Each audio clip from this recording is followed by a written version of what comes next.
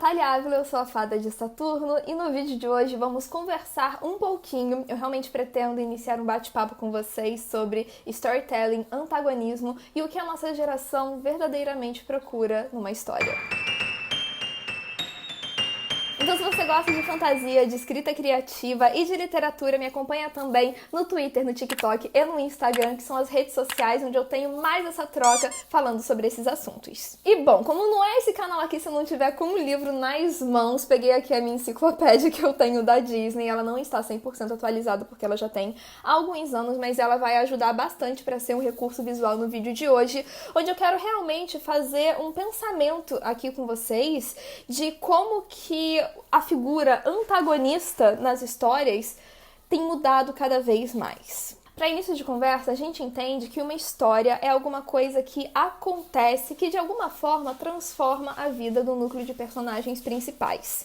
E parte do que faz essa história acontecer são os seus conflitos, os seus obstáculos e as suas forças antagonistas, que podem ou não serem representadas por uma figura personificada ou por adversidades do ambiente. Se vocês estão ouvindo isso, é minha gata cavando a caixa de areia. Lily, pelo amor de Deus!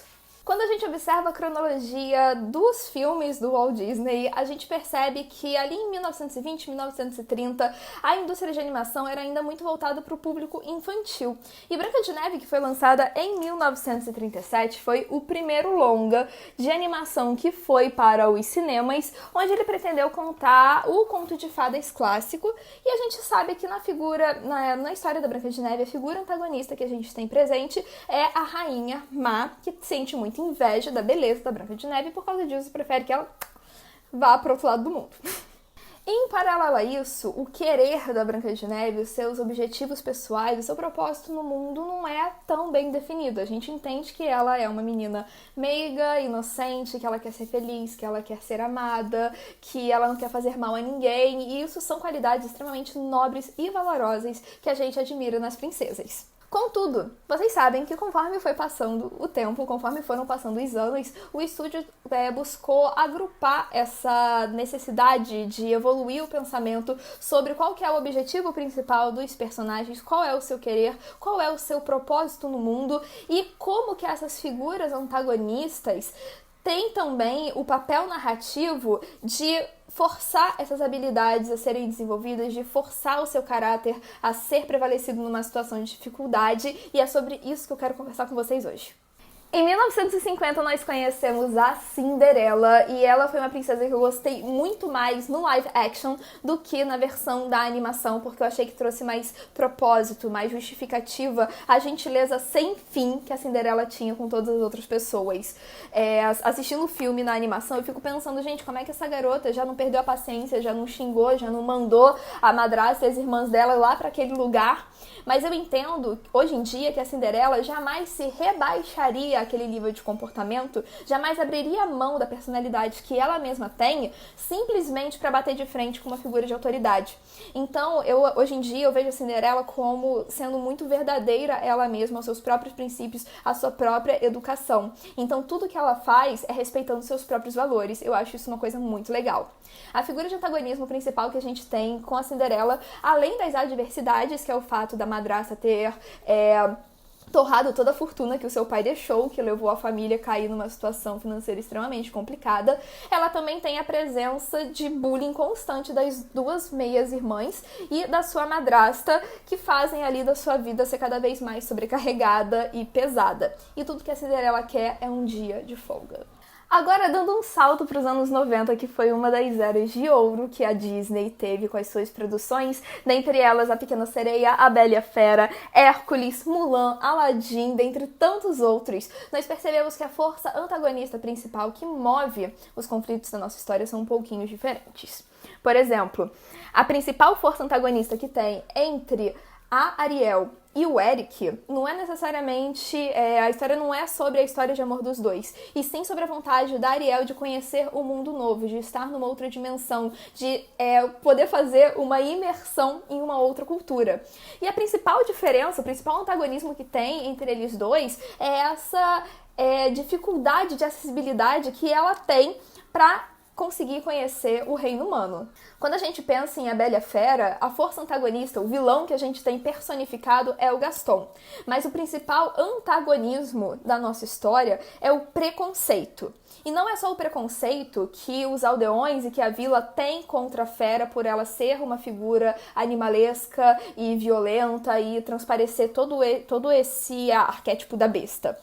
Na verdade, o preconceito surgiu quando o próprio príncipe Adam negou uma estadia a uma jovem mendiga porque ela era feia e ele não daria abrigo para alguém como ela. Então eu entendo que o principal antagonismo do filme A Bela e a Fera seria esse olhar preconceituoso. Já em Mulan, a gente consegue enxergar que a força antagonista não só é a figura da guerra, que também é personificada ali pelo exército de Hunos, mas também o preconceito relacionado ao gênero da Mulan.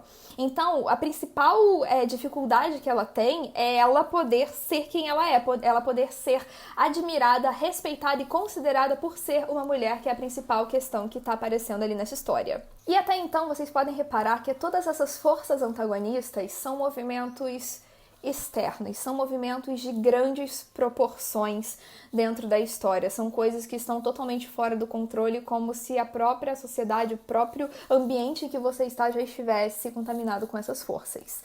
Contudo, quando a gente chega aqui em 2013, que a gente conheceu a Elsa e a Anna, ou como diriam as crianças, a Frozen. Nossa, as crianças chamam muito ela de Frozen, acho isso muito engraçado. A gente entende que o principal antagonismo, a principal força antagonista dessa história, não necessariamente é o Hans. O Hans, ele é ali o vilão, ele tá ali sendo personificado como um agente humano de ações nefastas. Mas a principal força antagonista que a Elsa precisa combater é o seu próprio medo, porque ela tem muito medo de machucar a irmã, porque ela tem muito medo de não ser uma boa rainha, e ela acaba sendo domada por esse medo de tal forma que esse medo toma conta do poder dela e ela se fecha em si mesma, ela se impede de ser feliz, de conquistar outras coisas, de se permitir ter relações com outras pessoas, porque ela tem muito medo de machucar os outros. E quando a gente começa a falar sobre relações familiares, o nosso vídeo começa a ficar mais interessante.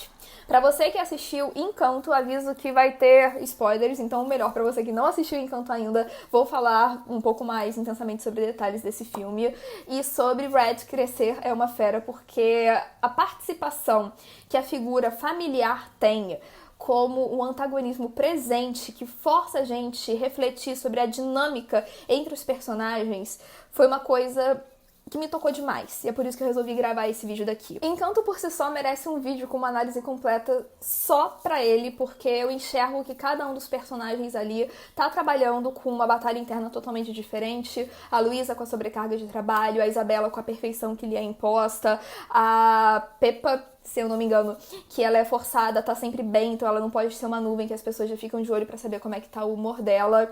E principalmente, no caso, nosso protagonista, a Mirabel, por ela não ter poderes e por ela não se sentir parte da família, por ela não sentir que ela realmente tem um lugar de merecimento e pertencimento, assim como todos os outros Madrigal.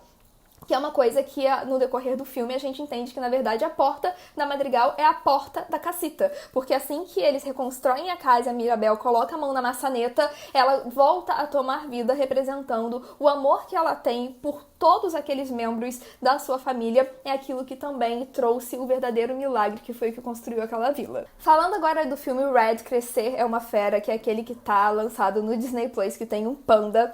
Fui assistir esse filme sem dar nada por ele, mas ele foi um filme que me impressionou muito, porque o tema que ele trata é basicamente a puberdade. Eu entendi que o panda vermelho, na verdade, é uma grande alegoria para a primeira menstruação, onde o mundo todo fica intensamente vermelho, onde as nossas emoções ficam à flor da pele, onde nosso cheiro muda, os nossos pelos ficam diferentes, e toda essa transição, apesar de ser um pouco assustadora e deixar a gente um pouco perdido, ela também provoca no indivíduo Principalmente eu acho que na menina, quando ela tem esse momento da menstruação, eu acho que é um divisor de águas. Não sei falar pelos meninos ou como que é o processo da puberdade deles na relação com os pais, mas eu entendo que, pelo menos na minha experiência pessoal como mulher, assistindo esse filme, eu enxerguei claramente ali uma cisão do que você é ser a menininha da sua mãe e o que você é querer ir pro mundo e começar a apresentar suas próprias ideias e dizer que você quer gostar de garoto sim, e que você quer dançar, e que você quer rebolar, e que você quer poder usar do seu próprio corpo porque você tá se descobrindo e você não quer mais ser uma bonequinha de enfeite. Eu achei que o Red trouxe isso com muita sensibilidade, porque o panda, apesar de ser entendido no início do filme como uma força destrutiva que precisa ser temida, contida e banida, mas na verdade a gente vê que no início do filme o panda foi uma bênção da sua ancestral que deu força para ela proteger a sua família. Então o panda nada mais é do que esse movimento de rebeldia, de fortaleza, de empoderamento, e eu vejo isso também como uma alegoria a todas as mulheres que vieram antes da gente, que lutaram para que a gente tivesse o direito de poder usar o que a gente quer, de falar o que a gente quiser, da gente poder ser a nossa própria pessoa e não só uma propriedade familiar como a mulher já foi em vários momentos da história. Então eu achei que o Red trouxe isso com uma extrema sensibilidade. E por que eu estou falando tudo isso? O que tem a ver antagonismo, storytelling e essa linha cronológica da Disney? Gente, enquanto Hades, no filme do Hércules, ele trazia uma questão de que ele queria dominar o universo, que ele estava esperando o alinhamento dos planetas para poder conseguir banir Zeus e tomar conta do Monte Olimpo, ou então a Malévola, que fez todo aquele plano para poder colocar a Aurora para dormir porque ela queria se vingar dos reinos, etc. Hoje em dia, o que a gente consegue enxergar é que tudo que a gente quer é ter uma relação saudável com quem está perto da gente. Tudo que a gente quer é um pedido de desculpas, tudo que a gente quer é ser aceito por quem nós verdadeiramente somos, tudo que a gente quer é ter espaço para poder se descobrir. Então, a força antagonista principal que tem se apresentado nesses últimos filmes é muito mais graças a uma dinâmica familiar, onde os riscos e conflitos são de origem emocional e de convivência, do que uma coisa de uma grande escala global, como a gente vê em histórias mais épicas. Eu acho muito bacana como toda essa relação faz a gente repensar a forma que a gente enxerga as nossas próprias relações. Sou apaixonada por todas as histórias de amor, de encontrar um príncipe, encontrar uma princesa, de salvar o mundo, etc. Mas eu acho muito bacana a gente estar tendo esse olhar mais pro nosso núcleo mais próximo. Eu acho muito legal a gente estar olhando para dentro, para as nossas relações interpessoais, para o círculo de pessoas que estão realmente ali no nosso dia a dia e buscando trabalhar a nossa convivência de uma forma mais saudável, com um olhar mais afetuoso, com menos julgamento.